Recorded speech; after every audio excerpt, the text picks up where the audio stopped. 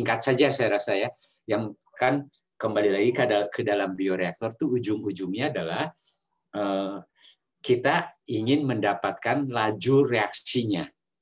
Ya, jadi laju reaksi enzim yang nanti masuk ke dalam neraca massa yang tadi sudah disampaikan oleh Pak Wawan. Ya, jadi mengenai cerita apa itu enzim, bagaimana enzim, ya, apa peran enzim, rasanya itu khusus nanti dijabarkan lebih jauh lagi atau diceritakan lebih jauh lagi di teknologi enzim.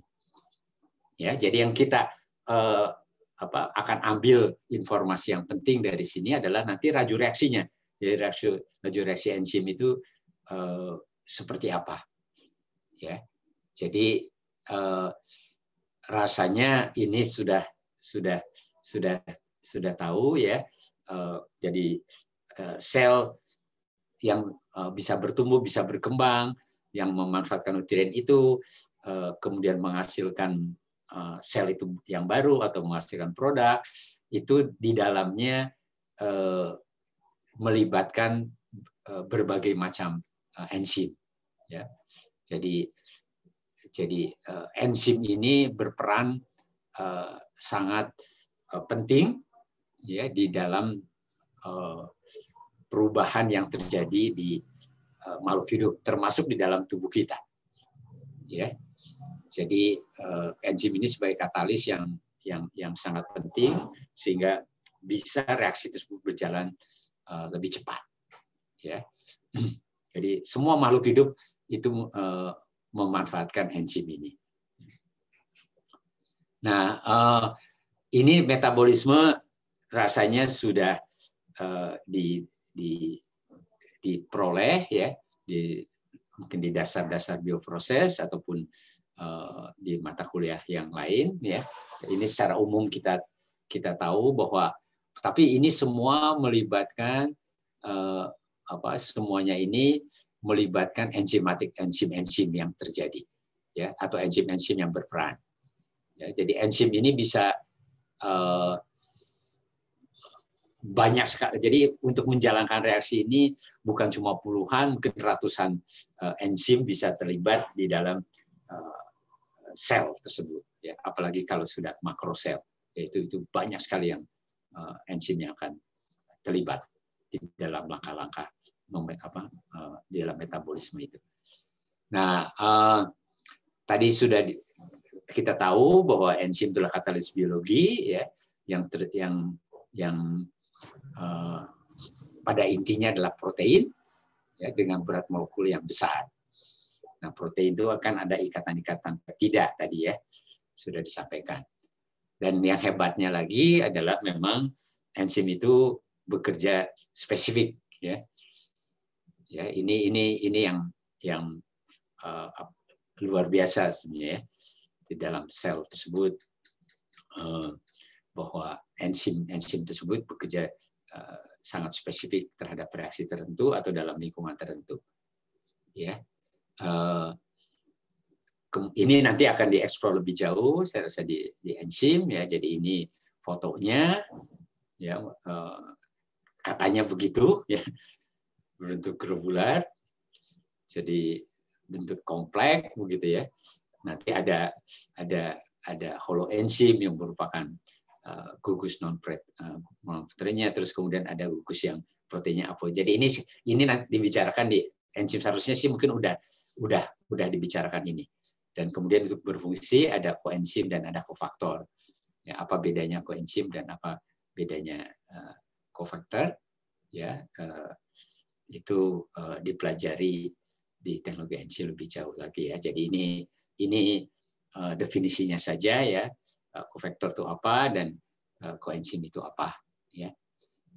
Jadi kofaktor adalah yang non protein, sedangkan koenzim adalah bagian. Jadi bedanya adalah kofaktor bagian non protein dari enzim yang diperlukan untuk membantu proses, dan kofaktor ini contohnya adalah logam-logam ya. Nah, kalau koenzim adalah bagian dari non protein dari enzim yang molekul organik atau vitamin. Nah, nanti definisi saya rasa dieksplor lebih jauh lagi tentang enzim ya. Dan kemudian nanti ada active site, ya, jadi reaksi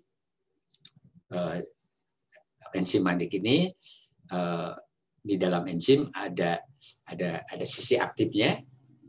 Ya. Jadi sisi aktif ini yang nantinya membantu atau yang memungkinkan reaksi dapat berlangsung dengan lebih mudah. Ya, jadi dimodelkan tadi ada yang modelnya key and lock atau lock and key, ya, lock and key. Terus ada model yang induce fit. Ya, jadi gambarannya ini misalnya active site-nya ini begitu ya, yang nanti akan berlangsung agar reaksi tersebut menjadi lebih mudah. Ya. Nah, ini kita pahami itu adalah menurunkan energi aktivasi. Ya. Jadi nanti akan modelnya kira-kira begitu ya. Nah, ini nanti akan. Nah, ini klasifikasi rasanya itu diberikan di teknologi enzim ya. Paling tidak ada 6 kelompok besar. Ya, oksireduktase, ada transferase dan seterusnya. Ya, jadi ada 6 golongan besar yang masuk dalam kelompok-kelompok reaksi yang dikatalis oleh enzim. Ya, ini juga saya rasa di teknologi enzim. Ya, nah ini mekanisme yang tadi saya rasa ini bukan cuma untuk enzim saja, tetapi katalis semua fungsi bekerjanya begini, ya, menurunkan energi aktivasi.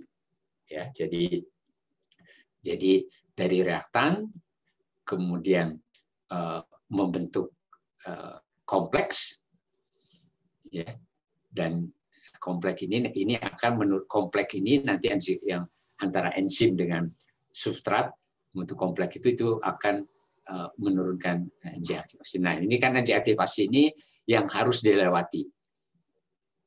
Ya, jadi supaya reaktan itu bisa berubah pada menjadi produk, maka ada energi minimum ya yang dibutuhkan untuk reaksi tersebut bisa berjalan. Ya, jadi harus mencapai kondisi itu baru bisa nanti akan bisa terjadi pembentuk produk. Ini adalah konsep model yang dipakai ya, di dalam membicarakan tentang reaksi-reaksi kimia, termasuk reaksi enzimatik. Ya, jadi rasanya ini sudah tahu semua ya.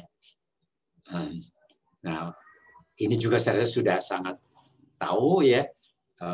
Kalau temperatur dinaikkan, maka ini akan meningkatkan gerakan-gerakan molekul, ya, sehingga reaksi akan menjadi lebih cepat terjadi. Ya, tapi kan untuk proses biologi batasan itu rentangnya itu lebih sempit ya, dan pada umumnya menaikkan temperatur atau rentang temperaturnya itu hanya beberapa, mungkin hanya sekitar 10 derajat atau 15 derajat saja. Ya, jadi kita tidak bisa. Kenapa tadi? Karena itu akan mengganggu ikatan peptidanya. Ya, kalau ikatan peptidanya peptida bondnya rusak, ya rusaklah semuanya gitu.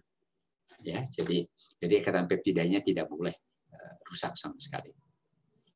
Nah, ini yang saya rasa sudah sangat tahu ya.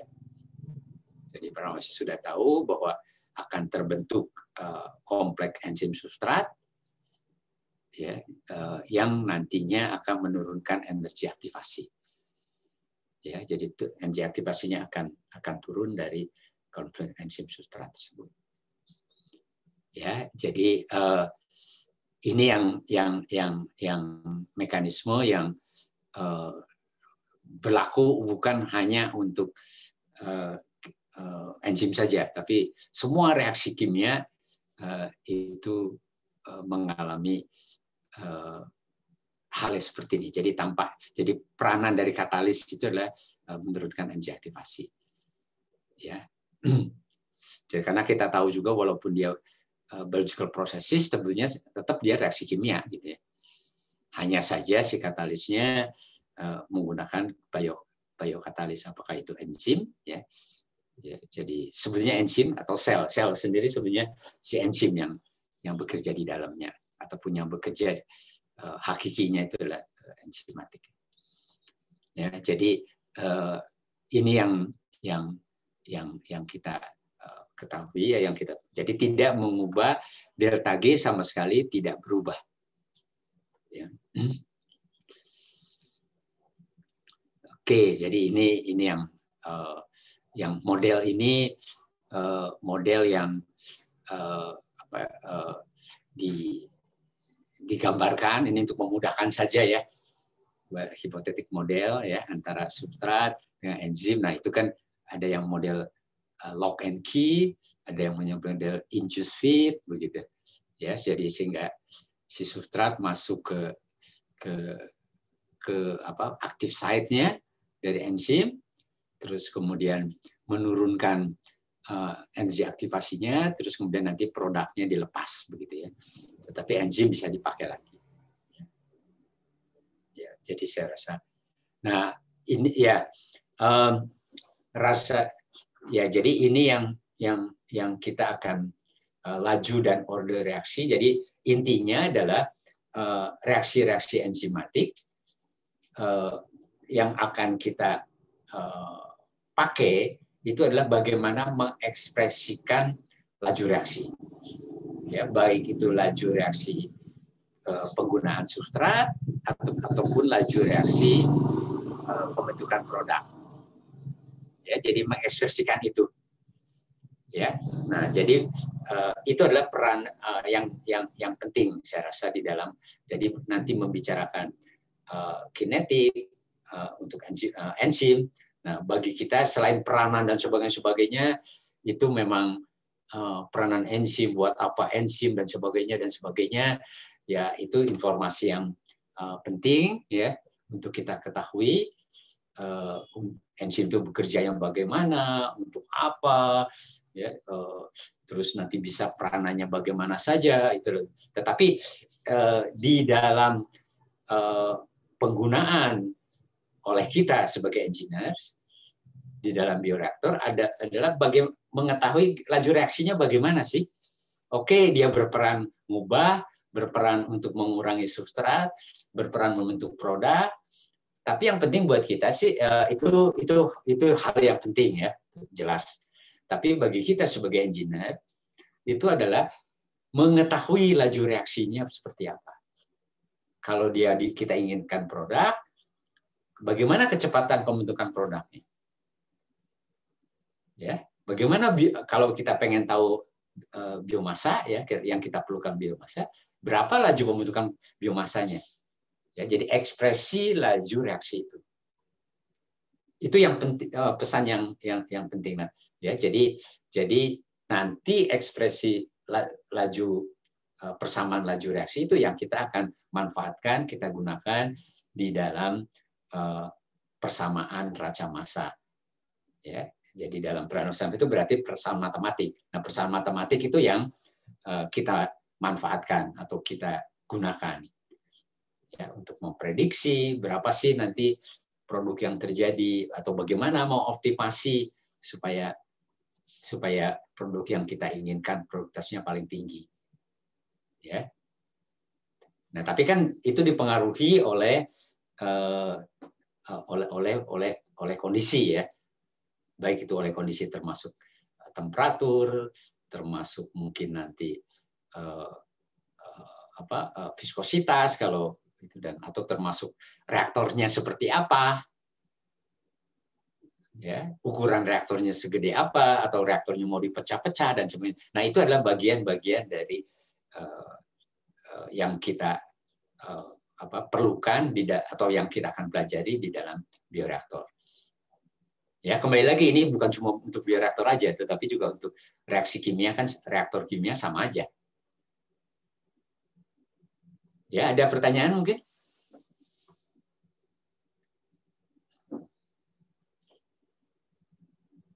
Silakan. Jadi yang berikutnya adalah kita akan menyusun atau melihat beberapa tentang mendapatkan laju reaksi itu seperti apa sih? Ya, laju reaksi enzimatik itu model-modelnya seperti apa? Saya izin bertanya. Ya, silakan. Untuk enzim sendiri itu punya umur nggak sih, Pak? Dan kira-kira secara umum umurnya itu berapa sampai kita harus ganti lagi gitu, Pak? Ya, jadi ya jelas ya yang namanya kan itu kan enzim itu senyawa organik begitu ya. Jadi dari protein. Jadi pasti yang namanya senyawa organik kan suatu saat akan mengalami kerusakan. Jadi yang ya kerusakan memang karena umur dari molekul itu, ya, umur dari senyawa itu, atau bisa juga akibat dampak yang lain yang kita sebut dengan, kalau enzim kan disebut dengan mengalami denaturasi. Ya.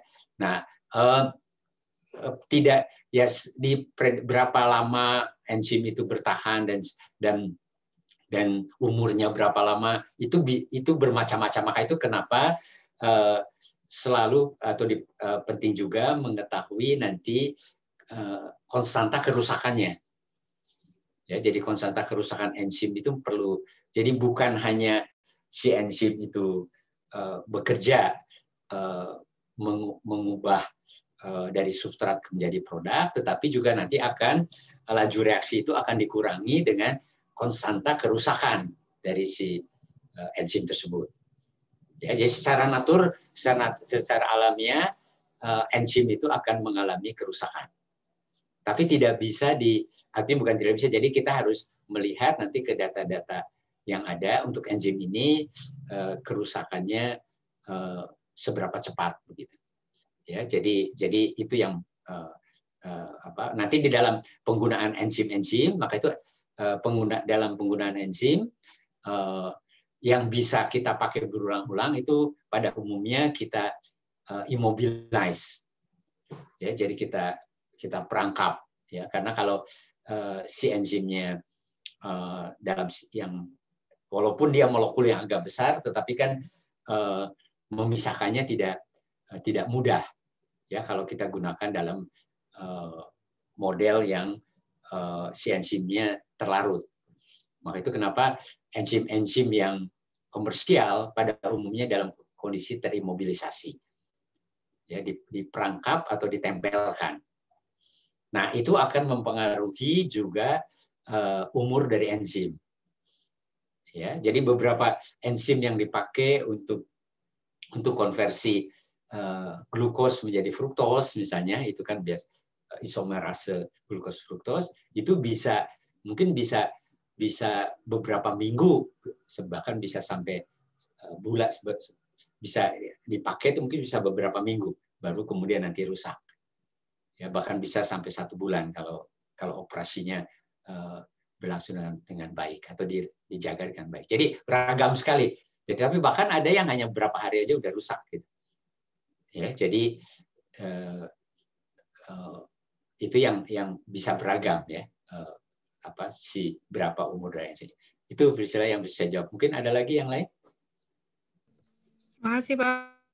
Ya, masih ada, cukup.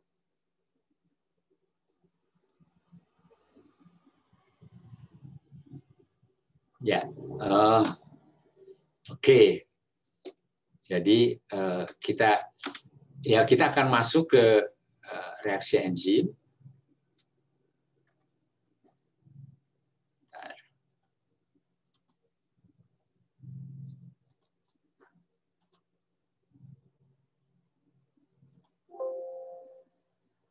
Bentar.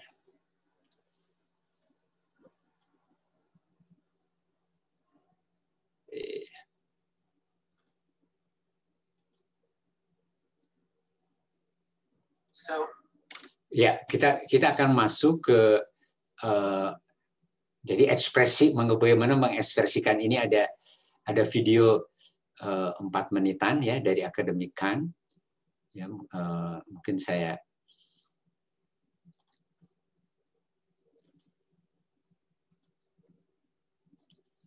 Sebentar. Suaranya belum saya.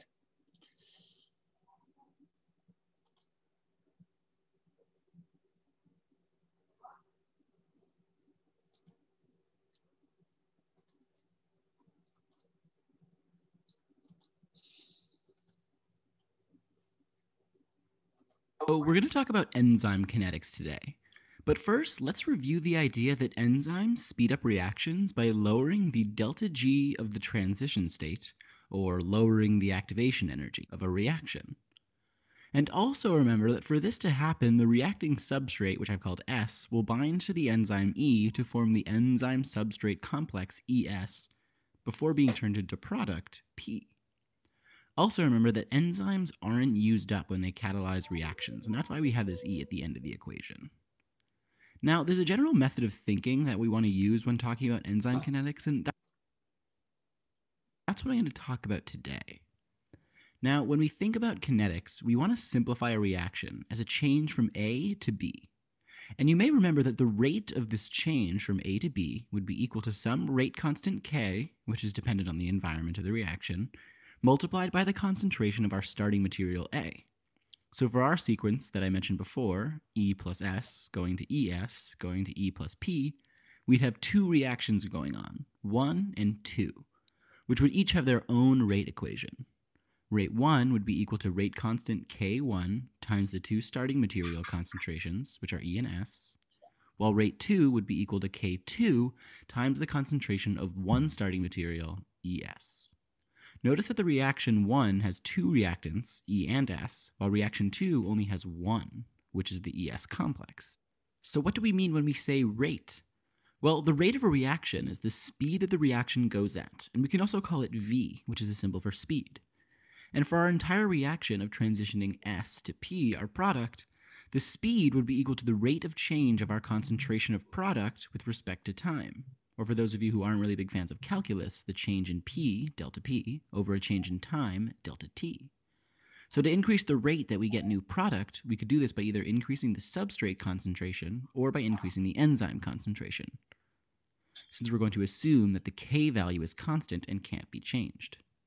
Now when we think about enzyme kinetics, we like to assume that we're in a situation where the total concentration of enzyme is constant. And this is generally the case when we're looking at enzymes working in different cells. Now, if we say that we only have 4 enzymes here, and each enzyme can work at a speed of about 10 reactions per second, that would mean that the absolute maximum rate of our reaction would be 40 reactions per second. And this rate we would call Vmax, or our max speed. And the idea here is that at really high concentrations of substrate, the enzymes will be saturated and full up with substrate, and won't be able to react any more quickly. And even if we were to really increase the concentrations of substrate a lot, there will still be a Vmax. There's only so much that we can increase the rate of a reaction by increasing the substrate concentration. If we were to look at a graph and plotted the reaction rate V versus our concentration of substrate, we would see that as our substrate concentration got really high, the rate would level off as it approached our Vmax value. So when we think about enzymes and their kinetics this way, we've made a couple of assumptions about how our enzymes and substrates are behaving, and I want to talk about these for a moment. The first assumption we've made is that our solutions are behaving ideally, and that we can actually classify our enzymes reaction into 2 distinct steps. The first being the binding of substrate to enzymes, and the second being the transitions from substrate to product with the enzyme's help. And by assuming that our solutions are behaving ideally, and that we don't have any external factors messing things up, we can simplify our discussion of kinetics quite a bit. Our second assumption is that our 2 big constants stay constant. We're assuming that our enzyme concentration isn't changing from things like protein synthesis and degradation. And we're also assuming that our rate constant K isn't changing from environmental factors like changes in temperature. Our final assumption is that for our reaction, substrate isn't forming product without the help of enzyme at a big enough rate for us to consider, and that it's negligible. Remember that enzymes only speed up reactions. So while it's possible for the substrate to form product without enzyme, we're going to assume that it's not really happening when we're talking about enzyme kinetics. So what did we learn? Well, first we learned that we can classify enzyme catalysis into 2 important steps. The first is that the enzymes bind the substrate, and then second, the formation of product. And we talked about how each of these steps has a distinct rate. Second, we learned that if we keep the enzyme concentration constant, then there will be a maximum speed, Vmax, for that reaction. Oke, baik. Jadi itu pengantar dari tentang maaf sebentar. Ya, baik, itu adalah pengantar untuk reaksi enzimatik. Jadi yang kita jadi di dalam reaksi enzimatik, ya. Jadi kita kan tadi saya sudah sampaikan itu adalah ingin mengekspresikan laju reaksi, ya. Tetapi kita bicara nanti yang enzimatik, ya. Jadi ini saya rasa sudah dipelajari di TRK 1 semua dapat, ya, tentang reaksi-reaksi ini mengekspresikannya. Jadi kalau semua reaksi ini adalah reaksi elementer, ya, jadi laju reaksi itu bisa kita ekspresikan persamaannya dengan cara sederhana kalau reaksinya merupakan reaksi elementer. Ya, jadi kembali lagi, kalau reaksinya elementer, maka kita bisa dengan sederhana menyampaikan persamaan laju reaksinya. Ya, jadi seperti di sini, seperti yang ini adalah asumsinya, ini adalah persamaan elementer, ya, sehingga menjadi order 1 terhadap 1, ya. Dan kemudian seperti ya kita lihat bahwa kalau salah satu konsentrasinya besar sekali, ya, salah satu, jadi dianggap S2-nya tidak berubah, maka menjadi reaksinya order 1 terhadap S1. Jadi berarti adalah pseudo first order reaction, ya, karena S2-nya itu terlalu besar, begitu, ya. Konsentrasinya besar, jadi dianggap perubahannya tidak atau perubahannya negligible terhadap perubahan yang ada. Jadi karena kan kecil sekali berubahnya, jadi kita bisa anggap S2-nya punya order 0, begitu, ya. Saya rasa itu sudah didapat di laju reaksi. Nah, ini yang tadi enzimatik. Jadi kembali lagi mempelajari kinetik itu kita harus melihat persamaan elementernya. Nah, jadi persamaan elementernya itu dimodelkan, begitu, ya, disederhanakan, ada E, ada S, terus menjadi ES. Ya, jadi persamaan ini kan yang tadi disampaikan di dalam video itu. Ya, jadi ada reaksi E plus S menjadi ES, ES nanti menjadi E plus P. Ini adalah reaksi elementernya. Kalau reaksi elementernya nanti sudah kita ketahui, maka persamaan reaksinya bisa kita bangun. Nah, ini memang ada beberapa asumsi-asumsi yang terjadi, yaitu atau hal yang terjadi, yaitu di sini terjadi keseimbangan, sedangkan di sini adalah, ya, atau yang disebut dengan reversible, sedangkan di sini adalah irreversible. Ya, jadi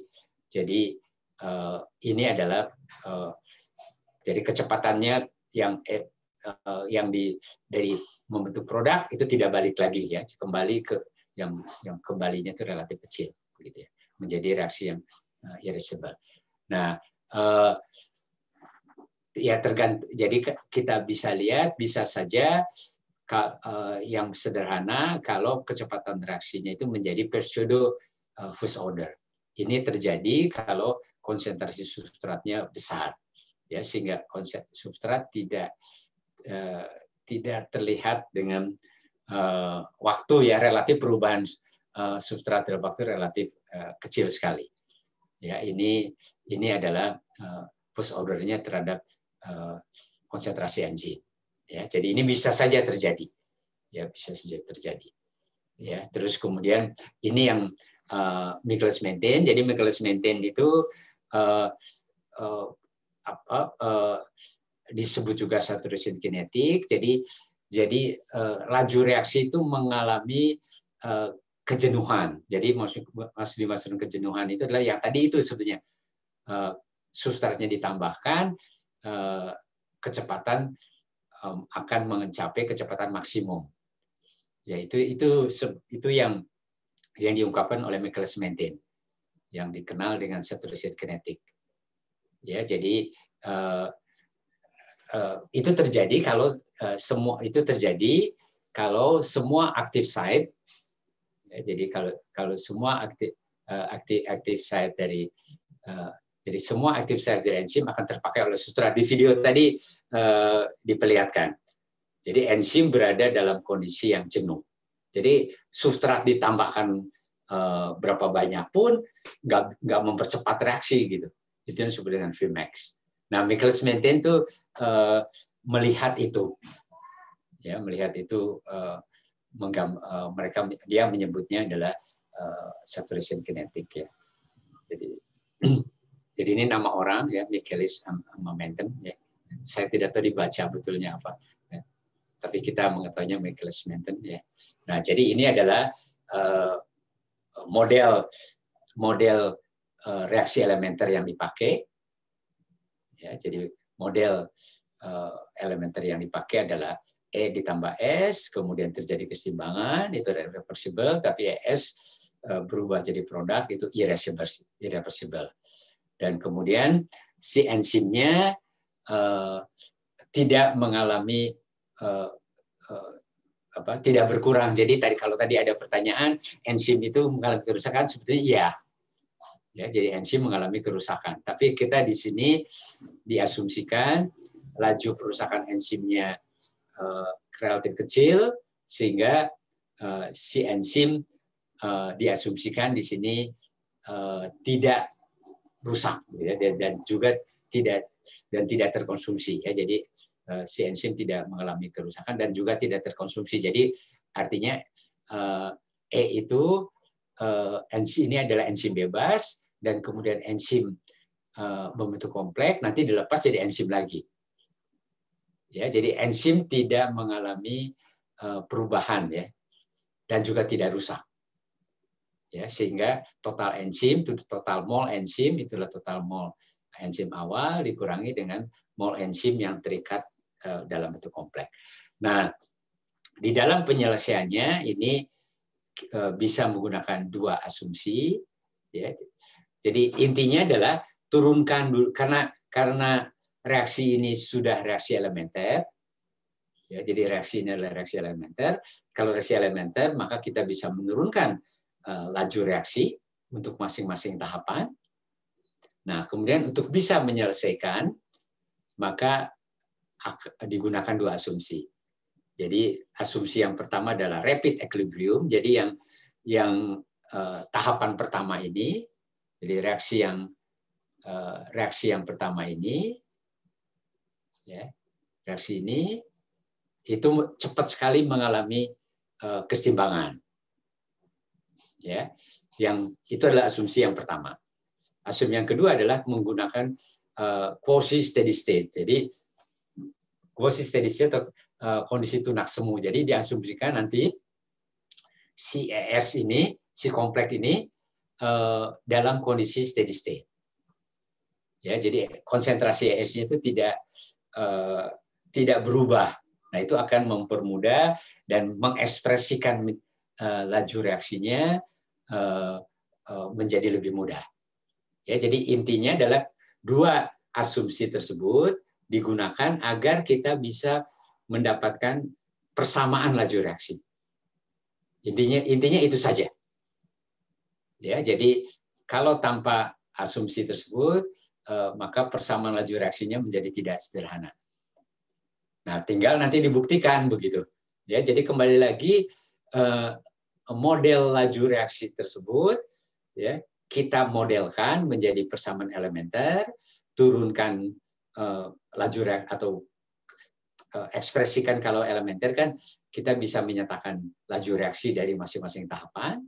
Nah, laju reaksi tersebut bisa kita menggunakan asumsi kalau untuk memudahkan untuk mendapatkan persamaan laju reaksinya, ya, maka nanti kita bisa mengusulkan laju reaksinya seperti apa.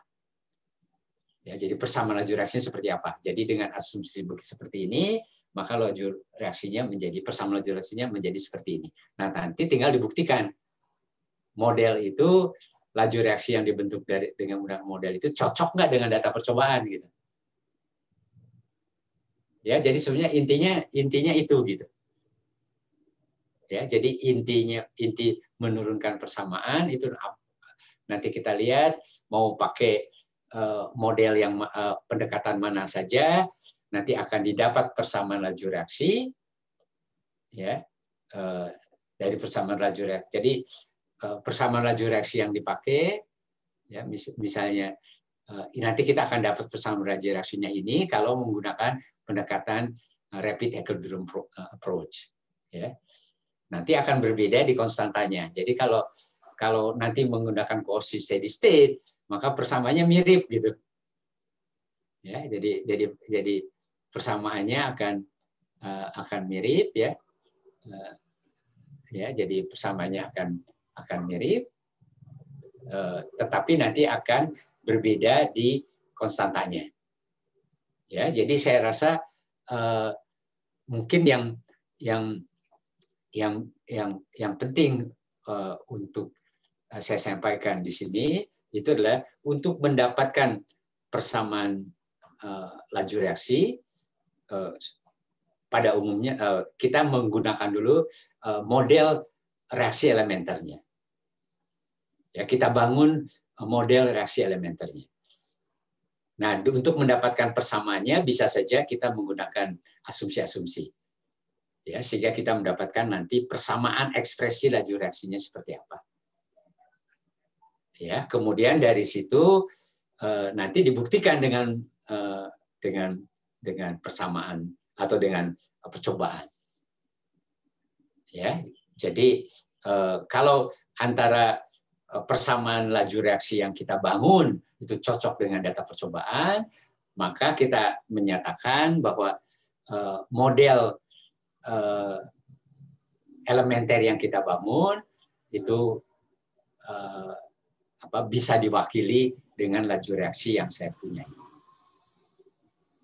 Ya, rasanya itu yang tepat. Jadi dari semua yang saudara sudah dapatkan di TRK 1 di dalam mendapatkan laju reaksi adalah seperti itu. Ya, setelah kita membangun model, dari model itu model elementernya sudah pasti, ya, model elementer kita bangun, kita dapatkan laju reaksinya, laju reaksi kita konfirmasi dengan persamaan dengan data-data percobaan.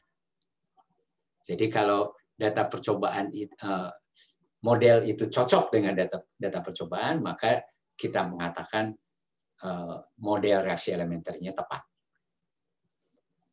Sampai ada yang bantah lagi, sampai ada nanti yang bantah. Oke, saya rasa mungkin cukup ya hari ini, Pak Wawan, Pak Guntur. Apakah ada tambahan-tambahan, ada tugas atau apa? Silakan. Dari saya tidak ada. Saya tidak juga, Pak. Oke, saya rasa cukup ya, Pak Wawan.